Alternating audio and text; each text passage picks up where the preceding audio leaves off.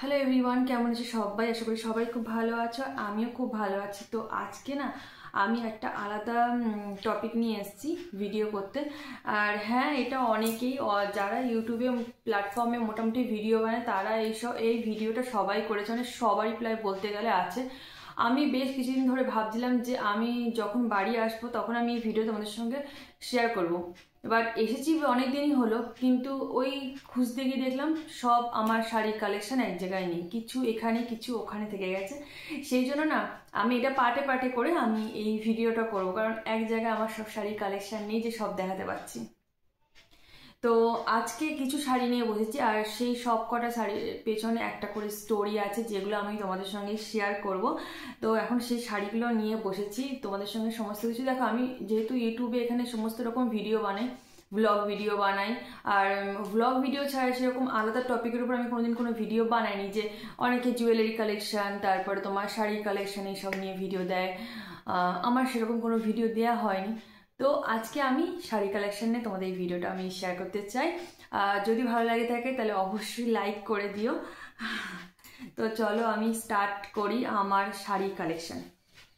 তো ফার্স্টেই বলি, আমি যে শাড়িটা পরে রয়েছি মানে এটা আমার মায়ের শাড়ি। তো এই শাড়িটা আর যে স্টোরিটা বলি, এটা হলো আমার ক্লাস 6-এ আমি ফার্স্ট টাইম এই শাড়িটা পরেছিলাম সরস্বতী পুজোর দিনকে।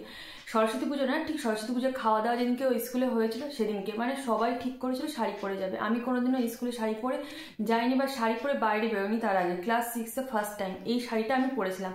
আর তখন এতটাই সামলাতে অসুবিধা হচ্ছিল, একে তো সিল্কের শাড়ি, তারপরে আবার মানে ছোটবেলায় তো ওই সবাইকে শাড়ি ছেড়ে যেতে দেখতাম, আর আমি ওই শাড়িটা ছেড়েই পরেছিলাম আর কি।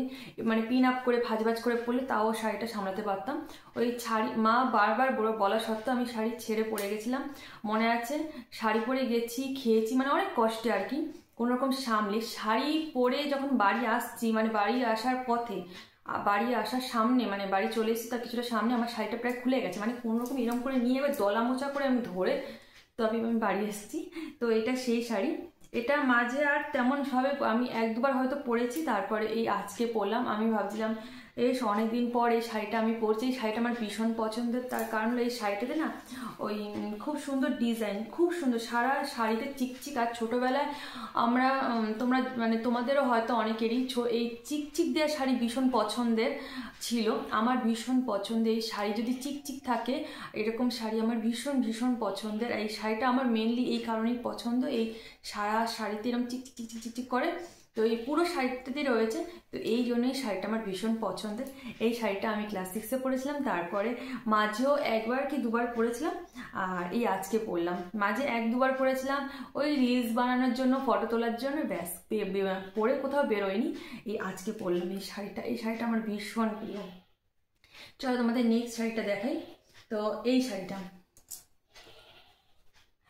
এই শাড়িটা এটা অনেক কমন শাড়ি, অনেক মানে খুব একটা হাইফাই বা দামি শাড়ি তাও না। এই শাড়িটা আমার কলেজে পরেছি ফার্স্ট টাইম। কলেজে ফেয়ারওয়েল ছিল BCA, ঠিক সেই সময় পরেছিলাম।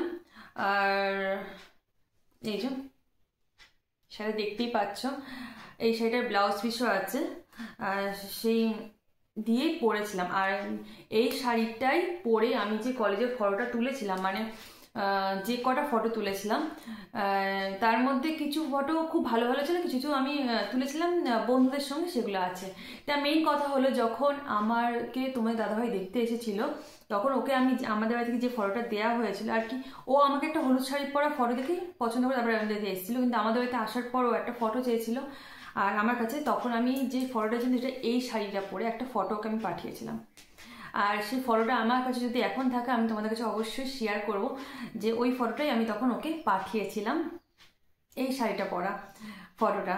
আসলে ফটোটা আমার কাছে নাও থাকতে পারে, ফটোর যদি মানে এই শাড়ি পরা ফটো আমার অন্যরকম বন্ধুদের সাথে আছে, কিংবা পেছন দিকেও আছে। সামনের দিকে যে ফটোটা আমি পাঠিয়েছিলাম না, সেটা আমার ফোন থেকে ডিলিট হয়ে গেছে। যদি আমি অন্য ফোন থেকে পাই তো তোমাদের পাঠাবো, না হলে অন্য যে ফটোগুলো আছে সেগুলো অবশ্যই তোমাদেরকে আমি ওই থাম্বনেলে দিয়ে দেবো। তো এই শাড়িটা আমি পরে আমার কলেজে ফেয়ারওয়েলে গেছিলাম, আর সত্যি কথা শাড়িটা আমি পরেছিলাম তখন পিন আপ করে ভালোভাবে পরে গেছিলাম।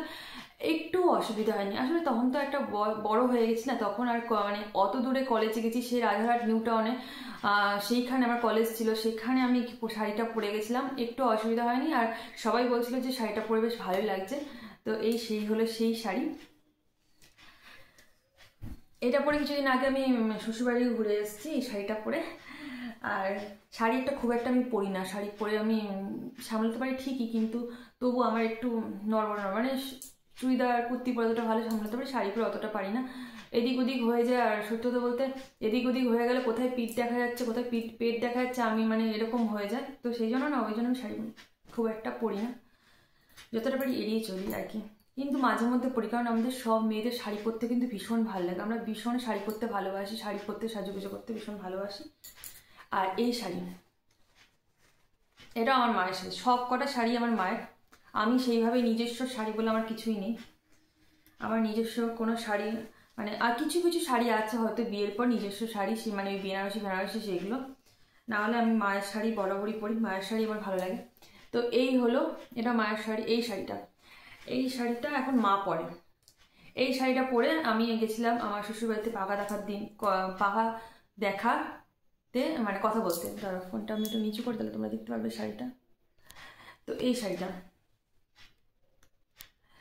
শাড়িটা পরে গেছিলাম আমার শ্বশুরবাড়িতে, পাকা দেখা হয়েছিল, যেদিনকে কথাবার্তা হয়েছিল, তো সেদিনকে পরে গেছিলাম এই শাড়িটা। এই শাড়িটা পরে আমাকে অসম্ভব মোটা লাগছিল, যতটা মোটা আমি নিজেও নই তার থেকেও বেশি মোটা আমাকে এই শাড়িটা পরে লাগছিল।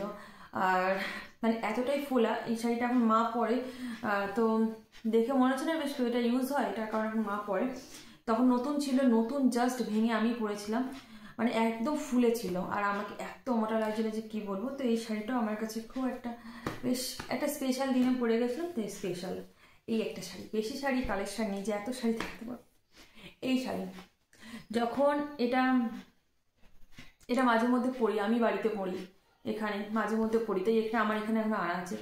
এই শাড়িটা এত বড় শাড়ি না, আমি ঠিক বলে বোঝাতে পারবো না, এটা আমি পরে সামলাতে পারি না এই শাড়িটা। এখন তো পরতে পরতে একটু অনেকটাই বেশ নরম হয়ে গেছে। এই শাড়িটা আমার বিয়ের সময় কেনা, যখন বিয়ের জন্য শাড়ি কিনতে যাই তখন এই শাড়িটা কিনেছিলাম। এই শাড়িটাকে তখন কি একটা শাড়ি বেশ বলেছিল, নামটা আমার ঠিক খেয়াল নেই। তো এই শাড়িটা এতটাই বড় শাড়ি, ভীষণ বড় শাড়ি।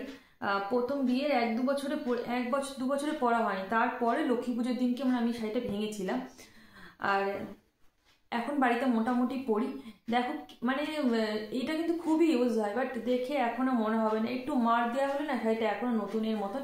শাড়িটাকে একটু দেখে মনে হচ্ছে রংটাই, কারণ শাড়িটা না উল্টোভাবে ভাঁজ করা আছে। এই শাড়িটার সামনের দিকটা হলো এই দিকটা। তো এই শাড়িটা বিয়ের সময় আমার কেনা হয়েছিল শাড়িটা, যেহেতু সেই সময় সব লাল শাড়ি, লাল হলুদ সবুজ শাড়ি সবাই বেশিরভাগ কেনে, তো এই শাড়িটা তখনই কেনা হয়েছিল। আর এই শাড়িটা আমার ভীষণ পছন্দ হয়েছিল সেই সময়। এই শাড়িটা আমাকে পছন্দ করেছিল আমার এক বৌদি, আমার সঙ্গে গিয়েছিল শাড়ি কেনার সময়। সেই বৌদি বলেছিল এই শাড়িটা তোমাকে পরলে খুব সুন্দর লাগবে। শাড়িটা ভীষণ বড়, অনেকটাই বড়, একটু সামলাতে কষ্ট হচ্ছিল। মানে প্রথম যখন পরেছিলাম, লক্ষ্মী পুজোতে ফার্স্ট স্টার্টিং করেছিলাম, বিয়ে 2 বছর পরে যে লক্ষ্মী পুজোটা হয়েছিল সেই বছর আমি এই শাড়িটা পরেছিলাম। তো এটাও আমার খুব স্মরণীয় একটা শাড়ি, লক্ষ্মী পুজোর দিনকে শ্বশুর বাড়িতে এই শাড়িটা আমি পরেছিলাম। তো এই 3টে শাড়ি আমি মেনলি বের করেছি, এরপরে আমার শাড়ি আরও আছে, সেগুলো আমি এখনও মানে খুঁজে পাচ্ছি না, আমাকে সব খুঁজে একটা করতে হবে। এই জন্য আমার শাড়ির যে ভিডিও, এগুলো পার্ট 1, পার্ট 2, পার্ট 3 এরকম আসবে। তোমরা দেখো আর বলো কেমন লাগলো আমার শাড়িগুলো। জানি না সবার ভালো লাগবে কিনা, তবে শাড়িগুলো অনেক পুরনো হয়ে গেছে, কারণ আমার বিয়েও হয়ে গেছে প্রায় 4 বছরের ওপরে, তো সেই জন্য। আর বিয়ের আগেও এই শাড়িগুলো টুকটাক খুব একটা তো শাড়ি পরতাম না, এই যে শাড়ি শ্বশুরবাড়িতেও বেশ কিছু শাড়ি আছে, যেটা পরে আমি আমার সম্বন্ধ দেখতে যখন তোমরা এসেছিলো সেটা পরে বসেছিলাম। তারপরে আর আমার ভাত কাপড়ের শাড়ি, তারপরে লজ্জা বস্ত্রের শাড়ি, বিয়ের শাড়ি, এই সব শাড়ি কিন্তু আমার সমস্তটা শ্বশুরবাড়িতে রয়েছে। তো ওই বাড়িতে গেলে ওই ভিডিওটা আমি অবশ্যই করবো। আর এই বাড়িতে যে কটা শাড়ি, এই বাড়িতে এই কটা শাড়ি না, এর থেকে আরও অনেকগুলো শাড়ি রয়েছে যেগুলো পরেছি অকেশনে, সেগুলো না আমি আর মানে কি বলবো খুঁজে পাচ্ছি না এখন, হয়তো আলমারি খুলে খুঁজতে হবে, অনেক শাড়ি মাঝখানে আছে। সেই জন্য আমি বললাম যে শাড়ির অনেকগুলো পার্ট আসবে, এটা পার্ট 1, এরপর পার্ট 2, পার্ট 3 আসবে। আর এরপরে আমি একদিন আমার আরও যে কালেকশান মানে জুয়েলারি কালেকশন বলো, আমার এমন বিশাল কিছু নেই, যেটুকুনি আছে সেইটুকুনি অবশ্যই দেখানোর মানে সেটুকুনি নিয়ে অবশ্যই ভিডিও করবো, একটা ইচ্ছা আছে, কারণ সবাইকে দেখে আমারও ইচ্ছা হয় মাঝে মধ্যে করার। তো আমার ভিডিও কেমন লাগলো তোমরা অবশ্যই কমেন্টে জানিও, আর যদি ভালো লাগে থাকে তাহলে অবশ্যই একটা লাইক করে দিও।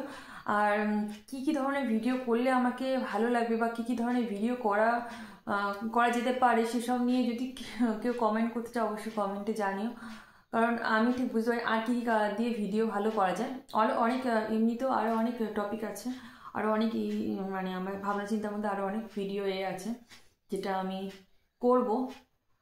জানি না, টাইম তো সেরকম খুব একটা পাই না, যখন পাবো তখন করব। আর আশা করি আজকে আমার ভিডিওটা সবাই খুব ভালো লাগলো। তো আজকের জন্য এতটুকুই ভিডিও, আবার নেক্সট ভিডিওতে দেখা হবে। চেষ্টা করবো আমি আরও বেশি বেশি করে ভিডিও দেওয়ার। আর সত্যি কথা বলতে আমি একটু ভীষণ লেজি, ভীষণ কি বলবো, ওই ঘুমন্ত টাইপের, মানে খুব একটা অ্যাক্টিভ আমি নই। তো চলো আজকের জন্য এতটুকু, টাটা।